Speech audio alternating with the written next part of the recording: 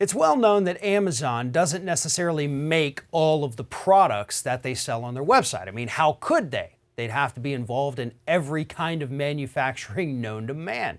Now, they do have their own brands of products, but even those aren't necessarily made by Amazon. But most of the stuff you find on that website is third-party sellers. People create their Amazon login, they sell their products on there, and everybody's good to go for the most part. So a question right now before the court system here in the United States is what happens and who is liable when one of these products sold through Amazon by somebody else turns out to be defective and hurts a consumer. Joining me now to help explain this lawsuit is Scott Hardy with Top Class Actions. And Scott, I got to say, this is a very interesting, liability case here that's going on in front of the courts. And this could absolutely shake up the way business is done on the internet, especially on Amazon. So lay out what's happening for us.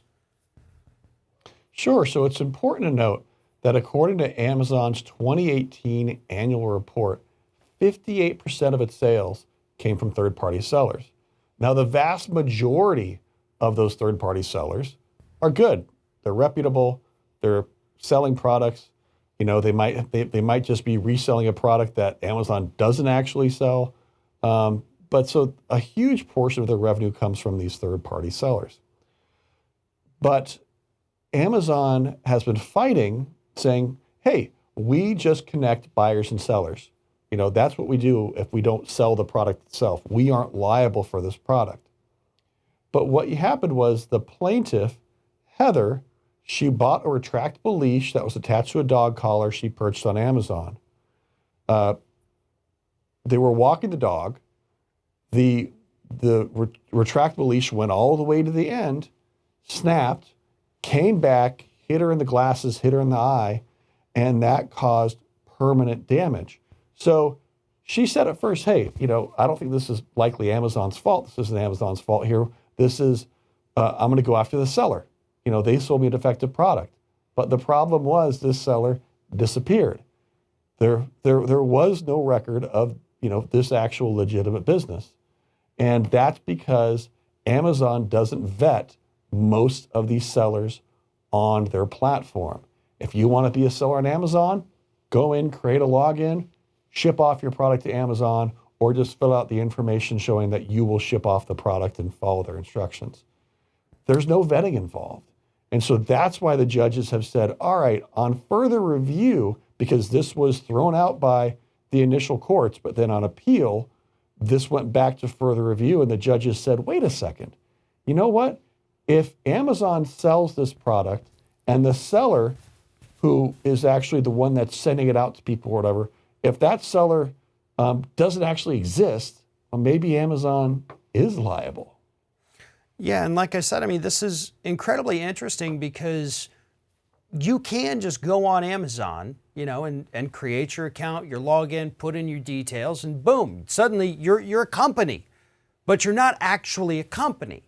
You have all these products you want to sell, and once you've sold them, you disappear, or if you think you're selling faulty products anyway, you sell a couple, you disappear, you make a new login. Amazon isn't going there to check every individual. They're not knocking on people's doors and saying, hey, are you super fun, happy products? We need to take a look at your facilities. We need to test your products. And I know that would be a daunting task because you've got possibly hundreds of thousands of different sellers, maybe even more than that on Amazon. But somebody has to be liable when these products go bad.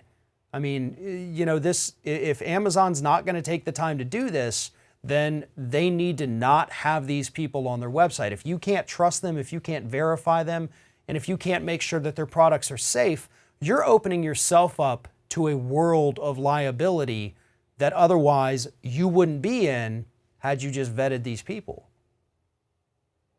Exactly. There was a report a few years back from a consumer reporter who said, hey, guess what? I cleared out all my junk. No, I didn't donate it. I sent it all to Amazon, and I listed it all at a penny a piece. And believe it or not, people are buying it. But you know what? I don't care, because now that junk is sitting in Amazon's warehouse, not my house. And so it just goes to show that there needs to be some kind of vetting put in place. Even just a business license or a federal tax ID for a business that Amazon checks to make sure that, hey, yeah, that's a real business. It's not just Joe Bob who went and bought a storage unit and is now reselling all the junk from the storage unit through Amazon.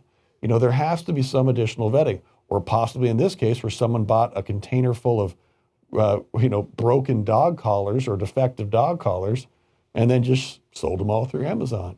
There needs to be some kind of accountability. And there's talk that this case will very likely end up at the Supreme Court because Amazon's saying, hey, we're an internet business. If we don't directly sell you the product, if it's a third-party reseller, we are not responsible. The courts are saying, you know what? If that third-party seller isn't actually a real business and there's a problem with it and someone's injured, guess what? You may very well be on the hook. So we'll have to see how this continues through the court system. Yeah, this is going to be a very interesting one to follow. And again, whatever the decision is ultimately going to be, this is going one way or another to affect the future of e-commerce here in this country. So this is a big one. People need to pay attention. And for more information, follow the link in the description of this video. Head on over to Top Class Actions. And if you haven't already done so, please subscribe to their weekly newsletter. Scott Hardy with Top Class Actions. Always a pleasure talking to you. Thank you. You're welcome. Great talking to you, Farron. Thank you.